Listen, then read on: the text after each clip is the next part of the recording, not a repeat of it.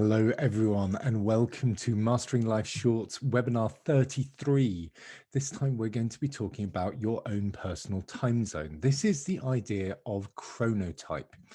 So the idea here in a nutshell is that different people their bodies respond to different times of the day in different ways. So some people we know are morning people, some people are evening people. And we're going to delve a little bit more into this and decide, is it just caffeine or is it something else? So first of all, how are you in the morning? Now, I am not the best person in the morning. I have to say, I'm one of these people who wakes up and then likes to doze for several hours if possible, who doesn't jump straight out of bed and go exercising. I take some time to get into the day. Other people are very different. I have one client who likes being coached at 7:30 in the morning, which is fine by me. I do have to drag myself out of bed and have a couple of cups of coffee in order to get there.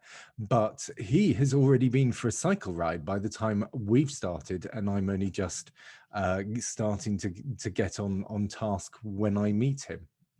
I have no idea how he gets there, but maybe the idea of chronotype is what it all comes down to.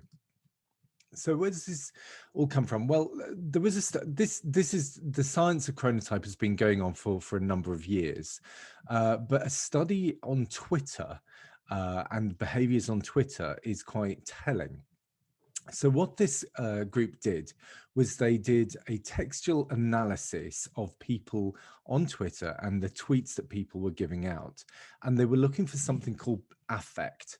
So positive affect is when people give really good things on their Twitter feed. So for example, if they show enthusiasm, if they show confidence in what they're saying, if they show alertness. Negative affect on the other side is things like showing anger, showing lethargy, or showing guilt. And what was found that if you plotted across the day, the positive affect shown on average in tweets every day, you got this graph. So you start off a little bit down where people are just waking up, then it rises to a peak, drops down to a trough, and then rises again with a rebound. Now, this sort of makes sense if you think about it. You've got people waking up, they're like, "Argh," and then they get to work and they're starting to wake up and they're going into work and they're seeing all their friends and their colleagues and they're getting into their day. They have a slump just after lunchtime where they're feeling a bit down and the food hasn't kicked in yet, and then they come back up again when they're leaving work for the evening. You would have thought that made a load of sense, but it also works at the weekend. You get the same pattern. So what's going on behind this? Is there something a little deeper? Now, we all have a biological clock. It's run by a group of cells in our brains called the SCN. And this group of cells is the group of cells that releases hormones at different times of the day to tell you what your body needs to be doing. So, for example, the most obvious one is melatonin, which helps you to go to sleep.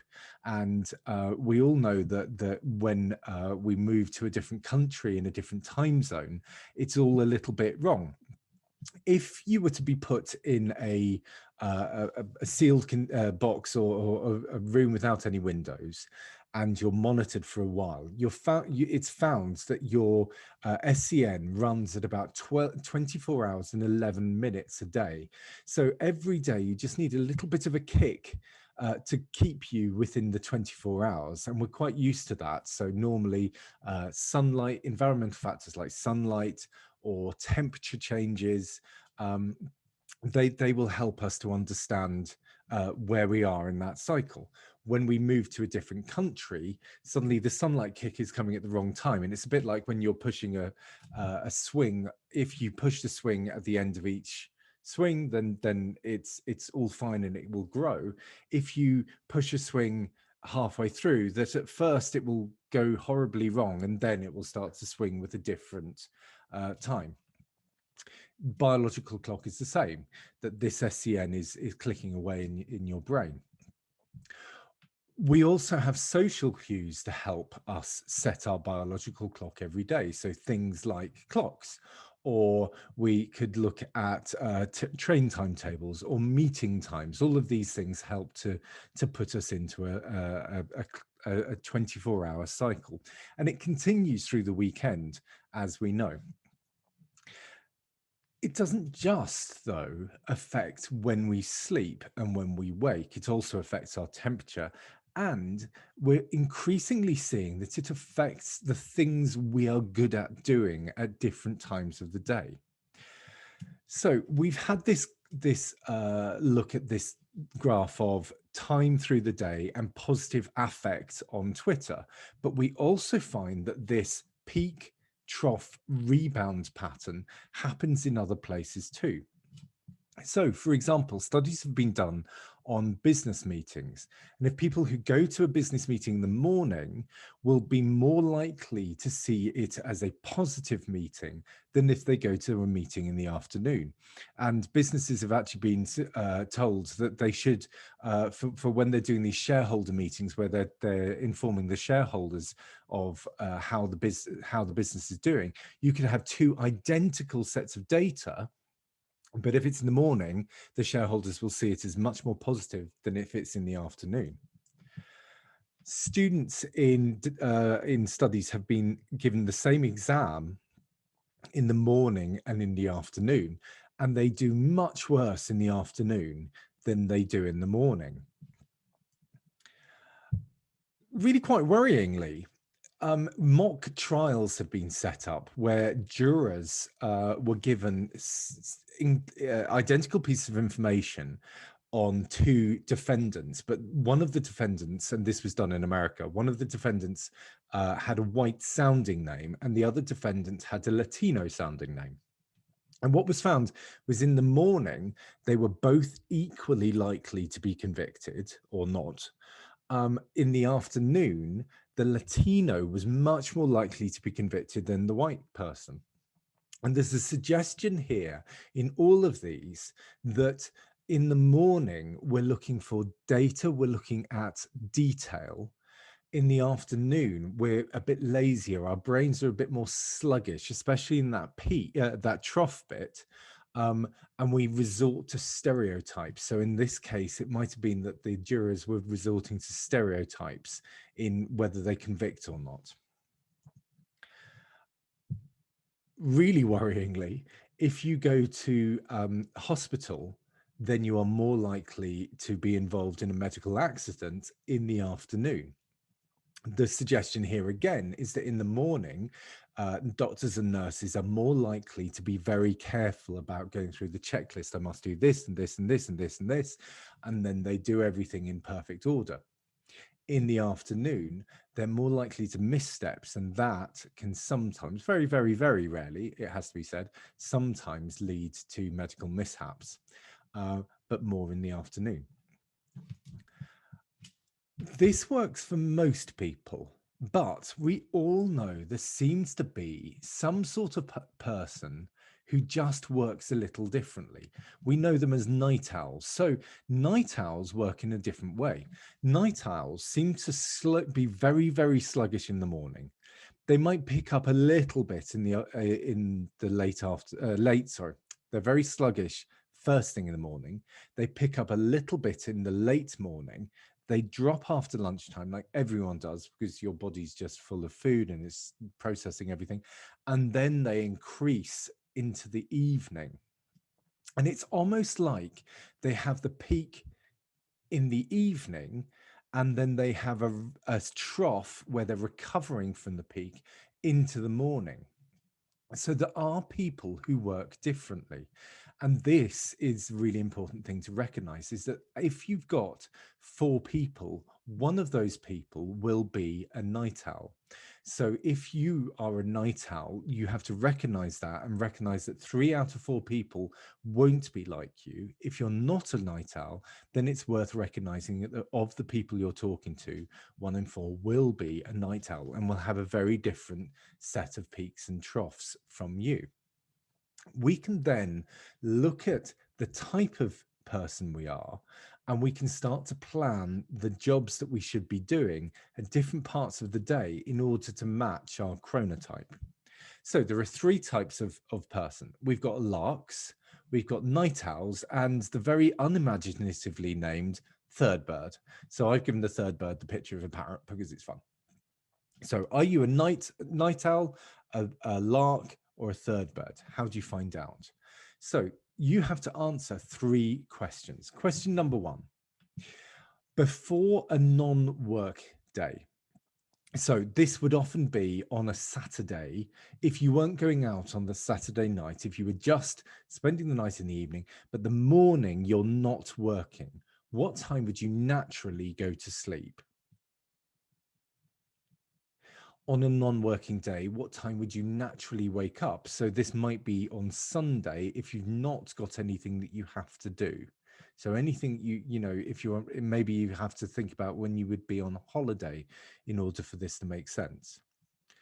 And then think about what is the time halfway between those times. So, for example, I tend to go to bed. I'm quite a short sleeper, actually. So I would tend to go to bed about midnight. I would tend to wake up about 6:30, 7 o'clock. So halfway between is about 3:30, 3:45 for me. Okay, once you've got that, then you look at this graph. You can then see who you are and what type you are. So because I'm 3:34, 3:45, my midpoint of sleep tells me that I'm a third bird. I'm like the majority of people, actually. If your midpoint of sleep is before 3 a.m., then you're in lark. If your midpoint of sleep is after 6 a.m., then you're a night owl. So once you've worked that out, then we can look at different tasks and when to do them. So we can broadly class tasks in two forms: analytic tasks and insight tasks. Analytic tasks are those tasks where the detail really matters. So you could talk about, doing your accounts, or computing jobs, or writing really in-depth text, listening to shareholders, or shareholders listening to you, giving lots of detail. That's an analytic task. Insight tasks are the ones that you can step a little bit further back and you can see a bigger picture. They're more creative. There is no perfect right answer. Maybe you have to think out of the box. They're insight tasks. Now, for larks, analytic tasks work really well in the morning. They're switched on totally. They're ready for everything. They're scanning for lots and lots of detail first thing in the morning. Third birds take a little bit of time to get to this, and they want to do those tasks early to mid-morning. Night owls, on the other hand, need to do those later on. So if you have someone in your team at work, or if you yourself are an owl, then you'll find out that you can't do that detailed stuff first thing in the morning. So that's not the moment to give an owl in your team, the person who comes in late and leaves late, don't give them detailed tasks first thing in the morning. If you are an owl, don't expect yourself to do those detailed tasks first thing in the morning. Likewise, if you're a lark, don't expect yourself to be able to do that detailed stuff later on in the afternoon or later in the working day, because your brain isn't quite there. You need to schedule that stuff first thing. Insight tasks are the other way around. So insight tasks are when your brain is a little bit, it's almost overwhelmed by the detail, so it can actually step back and start seeing the bigger picture. So that's for larks is later on the afternoon. Whereas for owls, you do that in the morning because actually you're still slightly waking up. And if you're slightly foggy, then you see a bigger picture rather than the details. It's a bit like if you were to look at impressionistic painting. If you're very close up, you see all the dots, all the strokes, all the details. If you stand back, then you see the picture. And depending on where you need to see, you decide to do that at different times of day. Now, really unfortunately for owls, what you have to remember is that most people are larks or third birds. When you are trying to make a good impression, you should be assuming that everyone is lark or third bird. So you need to do that in the morning, because good impressions, what we do is we scan all the information that we've got for new people. So we scan what they look like, what they're saying, what they're bearing, their body language, all of this stuff. It's loads and loads of information in detail. We get that in the morning, most of us. So owls, sorry, you have to make a good impression first thing in the morning. Larks and third birds shouldn't be a problem. On the other hand, if you're making a decision, then larks need to do that early in the morning, because to make a decision, you need to process loads of information. It's a bit like an analytic task. Third birds, early to mid morning. Owls, again, it's an analytic task, so you're doing that in the late evening. If you are interviewing, if you're a lark or a third bird, you do that early in the morning. You interview people and you get loads of information. If you're an owl, you do it late at night.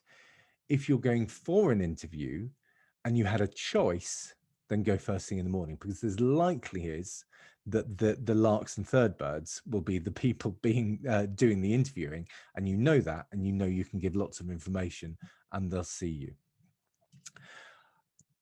Okay, taking this forwards, as always, I've put together a worksheet. It's on my website. You can download it from englishleathermaster.com/mastering-life-shorts.